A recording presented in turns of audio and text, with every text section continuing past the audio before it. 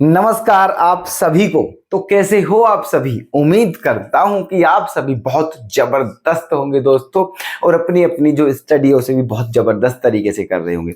तो आ जाइए, हम आज फिर से आपकी सेवा में एक बहुत बेहतरीन क्वेश्चन के साथ प्रेजेंट हुए हैं दोस्तों।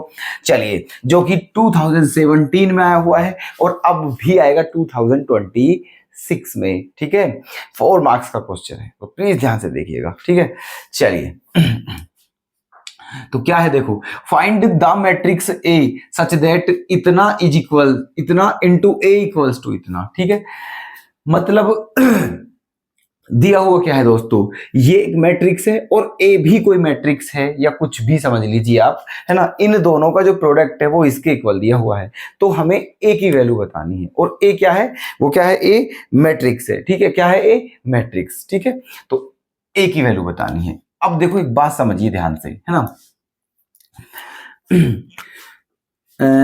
जब दो मैट्रिक्स हैं हमारे पास, सोचना इस बात को ध्यान से, है ना। दो मैट्रिक्स ऐसे करके मान लेते हैं, है ना।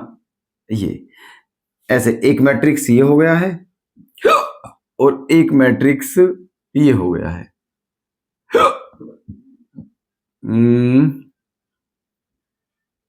ऐसे, है ना। अब देखिए, इस मैट्रिक्स का ऑर्डर क्या है दोस्तों, 1 2 3 1 2 3 3 बाई 3, है ना।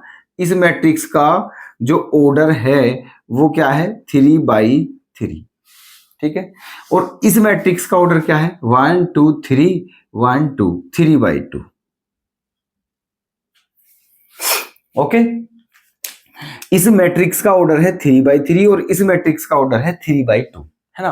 अगर आप इन दोनों की मल्टीप्लाई करते हो, है ना, क्या करते हो, इन दोनों की मल्टीप्लाई, तो इनकी मल्टीप्लाई करने के बाद जो मैट्रिक्स आता है, पता है आपको उसका ऑर्डर क्या होता है। ठीक है, इन दोनों की मल्टीप्लाई करने के बाद जो मैट्रिक्स आता है उसका ऑर्डर क्या होता है, उसका ऑर्डर ये होगा दोस्तों, इसकी रो, है ना, जो पहले वाले की रो और दूसरे वाले के कॉलम, मतलब 3/2। कहने का मतलब इसका जो ऑर्डर होता है वो क्या होता है दोस्तों, इसकी रो इनटू इसके कॉलम, ये होता है। ठीक है, चलिए तो देखना, ये कोई मैट्रिक्स है और इसमें एक ही क्या हो रही है, मल्टीप्लाई हो रही है, तो ये मैट्रिक्स आ रहा है। अब हमें ये बता दीजिए इसका ऑर्डर क्या है, 1 2 3 1 2, इसका ऑर्डर है 3/2, है ना। चलिए, इसका ऑर्डर भी क्या है, 3/2। क्लियर। चलिए, तो अब देखना, ये बताइए, और ये क्या है, ये भी तो मैट्रिक्स है ना, ये भी तो मैट्रिक्स है, समझे।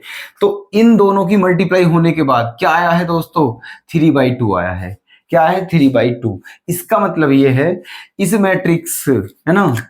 और एक बात और बता दें आपको, ठीक है, आपने इस मैट्रिक्स की मल्टीप्लाई इस मैट्रिक्स में की थी। ठीक है, तो मल्टीप्लाई तब पॉसिबल होती है जब ये वाली जो कॉलम है इसकी रो के इक्वल हो। ठीक है, ये इसकी जो कॉलम है इसकी रो के इक्वल हो, तब मल्टीप्लाई पॉसिबल होती है। ध्यान रखना ये बात। ठीक है, हमने आपको दो चीजें बताई हैं। ठीक है, नंबर 1 समझ लीजिए आप कि मल्टीप्लाई तब पॉसिबल होगी जब ये जो मैट्रिक्स है फर्स्ट, जिसकी आप मल्टीप्लाई कर रहे हो, उसके जो कॉलम हैं, ठीक है, वो कितने हो, जितने की जिसमें मल्टीप्लाई कर रहे हो उसकी रो के इक्वल होने चाहिए।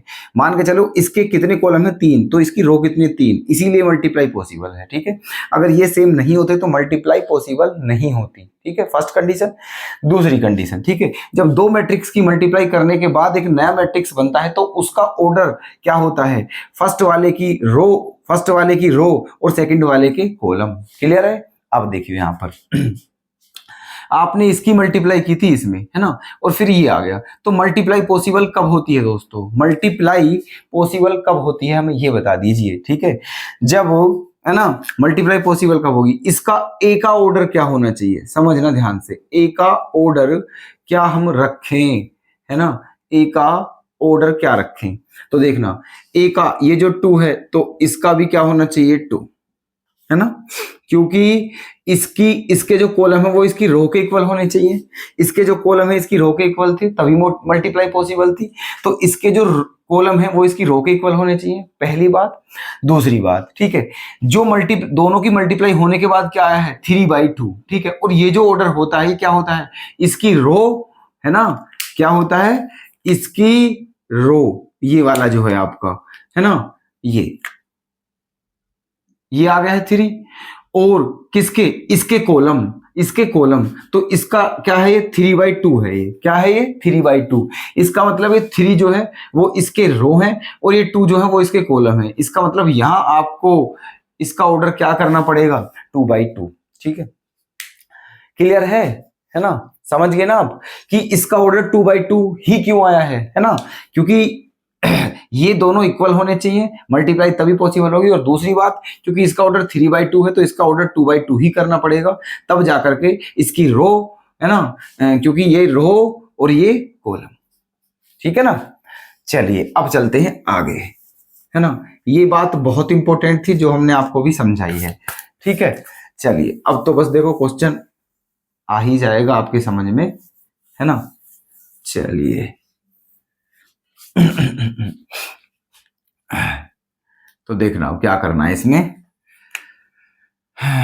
ए निकालना है हमें, ए। चलिए चलते हैं सॉल्यूशन की ओर, है ना। Let A is equals to, है ना, ए बी सी डी, ये हो गया है 2/2 ऑर्डर का, ठीक है। ए क्या हो गया है, a b c d 2/2 order का मैट्रिक्स हो गया है, 2/2 का क्यों होगा ये हमने आपको बता दिया है, तो इसमें आपको डाउट नहीं होगा, है ना। अब चलो देखो, अब दोनों की मल्टीप्लाई किसके बराबर है उसके बराबर रख देते हैं, है ना, तो रखिए, चलो, तो ये क्या है, देखो आपका, ये है आपका 2 1 -3 -1 0 4, है ना, इसमें मल्टीप्लाई करनी है आपको ए बी सी डी, और तब इक्वल में क्या आएगा आपका, -1 1 और 9, -8 -2 और 22,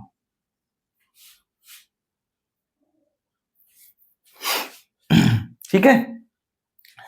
चलिए अब इन दोनों की मल्टीप्लाई कीजिए और बराबर में क्या है, ये है, मतलब इन दोनों का प्रोडक्ट इसके इक्वल है, कोई दिक्कत नहीं, ठीक है। तो पहले इन दोनों की मल्टीप्लाई कीजिए, है ना, फिर चलते हैं आगे क्या करना है ना। तो देखिए हम मल्टीप्लाई कैसे करते हैं, मैट्रिक्स की मल्टीप्लाई बहुत इंपॉर्टेंट है, समझ लीजिए आप, है ना। देखो इसकी जो रो है इसकी मल्टीप्लाई इसके कॉलम में करते हैं, है ना, तो फर्स्ट एलिमेंट की फर्स्ट एलिमेंट में करते हैं, फिर बीच में प्लस लगाते हैं, और सेकंड एलिमेंट की सेकंड एलिमेंट में करते हैं, ठीक है। चलिए तो देखो 2 की ए में करेंगे तो क्या हो जाएगा 2a, और -1 की सी में करेंगे तो क्या हो जाएगा -c, है ना। फर्स्ट रो की हो चुकी है मल्टीप्लाई, अब इसी फर्स्ट रो की किसमें मल्टीप्लाई करनी है, सेकंड कॉलम में, तो 2 की बी में करेंगे और -1 की डी में, तो जब 2 की बी में करेंगे तो क्या हो जाएगा 2b, माइनस जब 1 की डी में करेंगे तो क्या हो जाएगा d, क्लियर। अब चलिए अब सेकंड रो की करते हैं, है ना, 1 की ए में करेंगे तो a हो जाएगा, 0 की सी में करेंगे तो क्या हो जाएगा 0, ठीक है। अब 0 का आप लिखना ही क्या है ना, 0 का लिखना ही क्या है, तो कब केवल a बच जाएगा। अब इसकी इसमें करते हैं, 1 की b में करेंगे तो क्या आ जाएगा b, और 0 की d में करेंगे तो क्या आ जाएगा 0, और d में 0 को प्लस करेंगे तो d ही आएगा, ठीक है। अब इसी तरह थर्ड कॉलम में आ जाइए, -3 की a में करोगे तो क्या आ जाएगा -3a, 4 की c में करोगे तो क्या आ जाएगा प्लस का 4c, है ना। अब इसकी इसमें करते हैं माइनस के 3b, -3b, है ना, और प्लस 4d, -3b और प्लस का 4d, ये आ गया है।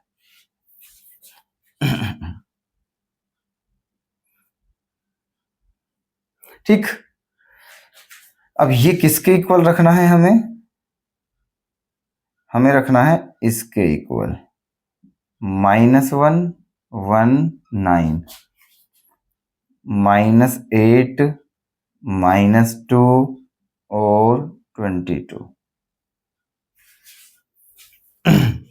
यहां तक कोई आपत्ति किसी भी स्टूडेंट को तो प्लीज हमें अभी के अभी बता दीजिए कमेंट करके, ठीक है।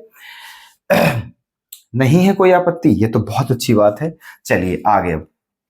अब हमारे सामने ये आ चुके हैं, ठीक है। दो मैट्रिक्स हैं, दोनों का ऑर्डर बिल्कुल सेम है और दोनों एक दूसरे के इक्वल हैं। तो ऐसी कंडीशन में क्या किया जाता है ये आप जानते होंगे, ठीक है। कंपेयर की जाती है, तो कर दीजिए कंपेयर, ठीक है। कंपेयरिंग बोथ साइड, ठीक है।